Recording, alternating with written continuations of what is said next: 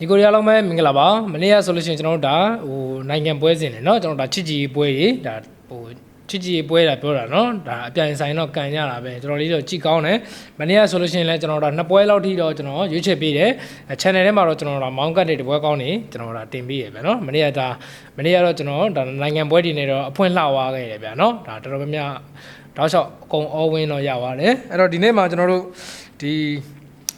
ပွဲကတိတ်တော့မရှိဘူးဗျပွဲတော့နဲတယ်ဒါပေမဲ့အပြင်းပြေဆော့ကစားခြင်းတဲ့ညီကိုတွေအတွက်ကျွန်တော်ဒါသုံးသက်မှုလေးလုပ်ပေးတာတကယ်လို့ဟိုအကြိုက်တူတယ်ဆိုလို့ရှိရင်ဆော့ပါအကြိုက်မတူဆိုရင်ဘက်ကမှာဗျာနော်မနေ့ကကျွန်တော်ပေးခဲ့တဲ့နှစ်ပွဲကကျွန်တော်နယ်သာလန်ပွဲကိုတော့နယ်သာလန်ဘော်ဒီရဲ့ကိုပေါင်းအပေါ်ရဲ့ရွေးချယ်ပေးခဲ့တယ်ဒါလည်းကျွန်တော်စုံရတယ်ဂျာမနီပွဲကိုတော့ကျွန်တော်ပထမဆွစ်ဇာလန်ကိုကြိုက်တယ်ဗျာနော်ဂျာမနီတရေလောက်ပဲကန်နိုင်မယ်ထင်တာဆွစ်ဇာလန်ကလည်းတင်းဖွဲ့မှုအစုဖွဲ့မှုပိုကောင်းတယ်ဟိုနာမည်ကြီးကစားသမားကောင်းကောင်းနေမရှိဘူးဆိုပေမဲ့ဟိုအတင်းရဲ့တင်းဖောင်ကเนาะကျွန်တော်တို့ကြစ်ကြစ်လေးလေးနဲ့ဒါထိုးပေါက်ဖို့မလွယ်တဲ့ကြောင့်ဟိုတရေလောက်ပဲသွားမယ်ထင်တာဒါပေမဲ့ဂျာမနီကလည်းကျွန်တော်တို့ဒါတလုံးလောက်ပဲကတ်နိုင်သွားတာပါเนาะအဲ့တော့မနေ့ဂျာမနီပွဲကိုကျွန်တော်က body ဆွစ်ဇာလန် body ဟိုကြိုက်တယ်လို့ပြောပြီးတော့ကျွန်တော်ကိုပေါင်းအပေါ်တော့ရွေးချယ်ပေးခဲ့တယ်ဒီပွဲလည်းကျွန်တော်ရတယ်ဗျာเนาะအဲ့တော့ဒီနေ့မှာကျွန်တော်တို့ပွဲနေတယ်ဗျာပွဲနေတယ်ကမှကျွန်တော်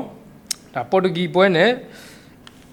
ပေါ်တူဂီပွဲဒါဘယ်ဂျီယန်ပွဲပေါ့နော်နှစ်ပွဲလောက်ထိတော့ကျွန်တော်ပြောသွားမယ်ဒါအပြင်းပြေကစားခြင်းနဲ့ညီကိုတက်ပေါ့နော်ဒါတိတ်ပြီးတော့ဆော့လို့မကောင်းပါဘူးချစ်ကြည်ပွဲတွေကတိတ်မှန်းလို့လည်းမလွယ်ဘူးဗျဒါပေမဲ့မနေ့ကတော့ကျွန်တော်ဒါပွဲလေးတော့ရခဲ့တယ်ဒီနေ့ပထမဆုံးနေကျွန်တော်ဒါအမေရိကန်နဲ့ဘယ်ဂျီယန်ရဲ့ပွဲကျွန်တော်အရင်ဆုံးသုံးသက်ကြည့်အောင်နှစ်သင်းလုံးရဲ့ head to head ရဆိုလို့ရှိရင်တော့ကျွန်တော်တို့ဒါဘယ်ဂျီယန်ကအ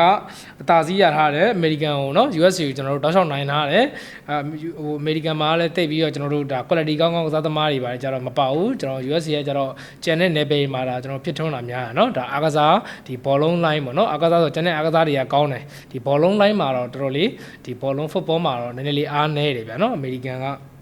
ဘယ်ဂျီယန်ကတော့တိတ်ပြီးပြောစရာတော့မလိုဘူးဒါနာမည်ကြီးကစားသမားတွေအစုအဖွဲ့များတဲ့အသင်းဖြစ်တဲ့လူကာကူဒီဘရိုင်နာပြီးကျွန်တော်ဒါထော်ဆာတူเนาะဒါလူအများကြီးပဲဒါလူကောင်းနေနဲ့ကျွန်တော်တို့ဒါစုဖွဲ့ထားတာဗျာเนาะဒါဘယ်ဂျီယန်ကဒီဟိုမိုင်းကိုသမားဒါလမင်းစတိုရောเนาะကျွန်တော်တို့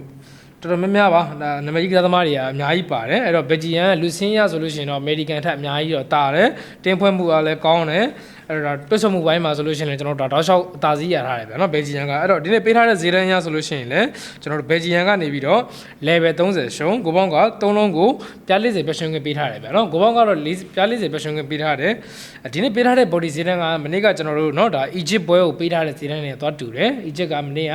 ကျွန်တော်ဒါအဝေးခွင့်ရနေပြီးတော့ဒါ Z4 ဆိုတော့ရလန်းနဲ့ Egypt ကအနိုင်ရထားတယ်ဒီလိုဈေးတန်းသွားတူတာပြောတာเนาะအဲ့တော့ဈေးတန်းသွားတူနေတဲ့အတွက်ကြောင့်ဒီနေ့ပွဲဒီလက်ရှိခုနကကျွန်တော်ပြောသလိုပဲလက်ရှိဘယ်ဂျီယန်ကကျွန်တော်တို့ဒီမှတ်တမ်းရဆိုလို့ရှိရင်လည်းကျွန်တော်တို့ဒါရလက်ကောင်းနေအများကြီးပဲဗျာနော်ဒါတောက်လျှောက်ကန်ခဲ့တဲ့ဒီ play off ပွဲတုန်းခြေစစ်ပွဲတုန်းကလည်းမှတ်တမ်းကောင်းတယ်အမေရိကန်ကလည်းထို့တူပဲမှတ်တမ်းကောင်းတယ်ဗျာဥရုဂွေးလိုအသင်းမျိုးတော့မှကျွန်တော်တို့ 5-1 လောက်နဲ့အနိုင်ယူပြထားတာဆိုတော့အမေရိကန်ကလည်းကျွန်တော်တို့သွားပြီးတော့ဒါ short တက်လို့တော့မရဘူးအဲ့တော့ဒီနေ့ပေးထားတဲ့ဈေးနှုန်းရဆိုရင်ဘယ်ဂျီယန်က level 30ရှုံးဆိုတော့ဘယ်ဂျီယန် body ကတော့ကျွန်တော်ပိုကြိုက်မိတယ်ဒါပေမဲ့လည်းUSA ကိုကျွန်တော်တို့ကသွားပြီး short တက်လို့မရဘူးဗျကျွန်တော်ဥရုဂွေးလိုအသင်းမျိုးတော့မှအိမ်ခွဲမှာကျွန်တော်တို့ဒါ9ဂိုးတဂိုးနဲ့တွင်းထားတာဆိုတော့ဒီနေ့ပွဲဒီကျွန်တော်စိတ်ထင်ဘယ်ဂျီယန်နိုင်ခဲ့မယ်ဆိုတော့ကျွန်တော်တို့ဒါတလုံးလုံးနဲ့ပဲကတ်နိုင်မှုများတယ်တလုံးလုံးနဲ့ကတ်နိုင်မလားဒါမှမဟုတ်တရေရက်လက်လောက်ပဲသွားမလားဆိုတော့စောင့်ကြည့်ရမယ်အဲ့တော့ဂိုးပေါင်းအဓိကကျွန်တော်တို့ body ရှောင်လိုက်တယ်ဗျနော်ဒီပွဲဘယ်ဂျီယန်နဲ့ USA ပွဲကိုတော့ကျွန်တော်body ရှောင်နဲ့ကျွန်တော်ဂိုးပေါင်းပဲရွေးချယ်ပြီးတော့မယ်ဂိုးပေါင်းကကျွန်တော်တို့3လုံးကိုပြ40ပြောရှင်ခွင့်ဆိုတော့ဘယ်ဂျီယန်ကလည်းကျွန်တော်တို့ပြီးခဲ့တဲ့ဒါပွဲတွေမှာဆိုလို့ရှိရင်9ဂိုးလောက်ထိသွင်းပြီးတော့ဒါဂိုးမြူးနေတဲ့အသင်း USA ကလည်းကျွန်တော်တို့တောက်လျှောက်ဂိုးမြူးနေတဲ့အသင်းဆိုတော့ဒါနှစ်သင်းလုံးကဒါဂိုးရနိုင်ခြေများတယ်ဗျအနည်းဆုံးမတော်ဘူးဆိုတော့ဗျ2-1 1-2တပါလောက်ထိ3လုံးလောက်ထိတော့သွားမယ်လို့ထင်တယ်အဲ့တော့ဒီပွဲလေးကိုတော့ကျွန်တော်ကတော့ဒီ USA နဲ့ကျွန်တော်တို့ဘယ်ဂျီယန်ရဲ့ပွဲကိုကျွန်တော်ဂိုးပေါင်းအပေါ်နဲ့ပဲစွန့်စားကြည့်ခြင်းတယ်ဗျနော်နောက်ထပ်တစ်ပွဲကကျွန်တော်တို့ဒါမက္ကဆီကိုနဲ့ပေါ်တူဂီဗျာနော်ဒီပွဲကတော့နည်းနည်းကြည့်ကောင်းမဲ့ပွဲတွေမှာပါတယ်ပေါ်တူဂီကတော့တည့်ရတိုင်းပဲကျွန်တော်တို့ဒါရိုနယ်ဒိုကတော့ပေါင်နိုင်မှာတော့မဟုတ်ဘူးဒီကျွန်တော်တို့ဘရူနိုဖာနန်ဒက်စ်တို့နော်ဒါပီပီတို့လူစင်းရတော့ဘယ်လိုထွက်လာမလဲတော့မသိဘူးဗျာနော်ချစ်ချီပွဲဆိုတော့လူကုန်ထုတ်သုံးမလားဒါမှမဟုတ်ပဲအသာလေးထိန်းဆောက်သွားမလားတော့မသိဘူးဟိုနူနိုမန်စတာတို့ပါမယ်ကျွန်တော်တို့ဒါဖာနန်ဒက်ပါမယ်ဒါလော့ပါမယ်ဒါမန်ရောကသမားတော်များလဲပါတယ်ဗျာနော်တိတ်ပြီးတော့ trade ကိုပြောစရာတော့မလိုဘူးပေါ်တူဂီကဟို Ronaldo ရှိတုံးကလာတိတ်ပြီးတော့ကျန်တဲ့ဟိုနောက်ကနေ Sporting ပေါ့နော်အသင်းပေါ်တွဲဆောနိုင်တဲ့ player မရှိတာဒီ Ronaldo နားယူပြီးနောက်ပိုင်းမှာတော့ဒါအသင်းကြီးမှာကစားနေတဲ့ player တော်တော်များများကပေါ်တူဂီတဲ့ကိုပေါ်တူဂီမှာဒါ ပေါ်တူဂီနိုင်ငံသားတွေဖြစ်နေရပါတော့အဲ့တော့ပေါ်တူဂီကလက်ရှိလူစုဖွဲ့မှုအားမှာရောဒါတင်းဖောင်ရမှာဆိုလို့ရှိရင်ပေါ်တူဂီကလက်ရှိမှာကောင်းနေရတဲ့မှာပါတယ်မက္ကဆီကိုကလည်းကျွန်တော်တို့သွားပြီးတော့ short တက်လို့မရဘူးဗျာနော်ဒါအုပ်စုအဆင့်ကနေ number 1နဲ့တက်လာတာမက္ကဆီကိုကလည်းအဲ့တော့မက္ကဆီကိုမှာကျတော့ထွေထူးကစားသမားတွေကတော့တိတ်ပြီးတော့ဗျာquality ကောင်းကစားသမားတွေကတော့တိတ်ပြီးတော့ပါမနေဘူးကျွန်တော်တို့ကွန်ဆာလက်တို့ဘာလို့လောက်ပဲပါတယ်ထွေထူးကစားသမားတွေတော့တိတ်ပါမနေဘူးဗျအဲ့တော့လက်ရှိမှာဆိုလို့ရှိရင်မက္ကဆီကိုကလည်းအမှတ်တမ်းကောင်းနေနဲ့ရလက်ကောင်းနေရရှိထားသလိုပေါ်တူဂီကလည်းလုံးဝရလက်ကောင်းနေရရှိထားတယ်ဗျနော်အဲ့တော့ဘယ်လိုပြောရမလဲဆိုတော့ဒီနေ့ပွဲကကျွန်တော်စိတ်ထင်တော့ပေါ်တူဂီနဲ့မက္ကဆီကိုပွဲကချစ်ကြည်ရေးပွဲဆိုပေမဲ့လည်းသူတို့လူထုတ်ပုံလူတွေဘယ်လိုထုတ်သုံးမလဲဆိုတော့ကျွန်တော်စောင့်ကြည့်ရမယ်တရေကြဖို့အတွက် chance အများများတယ်လို့ကျွန်တော်ကမြင်တယ်ဗျနော်အဲ့တော့ပေါ်တူဂီကကျွန်တော်တို့ဒီနေ့ level အပြည့်ရှုံးပေးထားတယ်ဂိုးပေါင်းကတော့နှလုံးကိုအပြည့်ရှုံးဗျနော်အဲ့တော့ပေးထားတဲ့ဈေးတန်းရဆိုလို့ရှိရင်ကျွန်တော်ကမက္ကဆီကိုနဲ့ပေါ်တူဂီပွဲကိုကျွန်တော်တရေတစ်ပေါက်မှန်းတယ်ကျွန်တော်မက္ကဆီကို body ကိုတော့ကျွန်တော်ပိုကြိုက်တယ်လက်ရှိပေါ်တူဂီကလူစင်းရတာတယ်တင်းဖောင်ရတာတယ်ဆိုပေမဲ့လည်းမက္ကဆီကိုက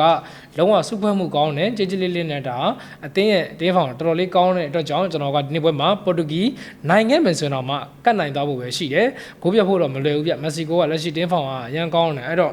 မက္ကဆီကို body ကိုကျွန်တော်ပိုကြိုက်တယ်ဂိုးပေါင်းကတော့နှလုံးအပြည့်ရှုံးဆိုတော့ဒီနှစ်သင်းလုံးကတကယ်လို့ကျွန်တော်တို့တရေကြခဲ့မယ်ဆိုရင်ဇီးဝမ်းသွားမယ်ဒါဆိုရင်ကျွန်တော်တို့ဂိုးပေါင်းအောက်ဖို့များတယ်အရှုံးနိုင်ပေါ်မယ်ဆိုလို့ရှိရင်တော့ကျွန်တော်တို့2-1 1-2 တပေါက်သွားဖို့တော့များတယ်ဗျနော်အဲ့တော့ကျွန်တော်ကဒီနေ့ဒါပေါ်တူဂီပွဲကိုကျွန်တော်မက္ကဆီကို body ရဲ့ကျွန်တော်ဂိုးပေါင်းအောက်ရယ်နဲ့ကျွန်တော်နေကြည့်ခြင်းနဲ့အဲ့တော့ဒီနေ့ကျွန်တော်နှစ်ပွဲရွေးချယ်ပေးခဲ့တယ်ဗျာနော်နှစ်ပွဲကဘယ်ဂျီယန်ပွဲကိုတော့ကျွန်တော်ဂိုးပေါင်းအပေါ်တစ်မျိုးတည်းရွေးချယ်ပေးတယ်ပေါ်တူဂီပွဲကိုတော့ကျွန်တော်မက္ကဆီကို body ရဲ့ဂိုးပေါင်းအောက်ရယ်ကိုကျွန်တော်ကြိုက်ပါတယ်ဗျာနော်အကြိုက်ဒီမှာဆော့ပါအားလုံးအဆင်ပြေပါစေကွက်လက်ပါဗျာနော်အကုန်လုံးအေးချမ်းပါစေဗျာနော်ဒါကျွန်တော်ဒီအကုန်လုံးကလည်းဒါ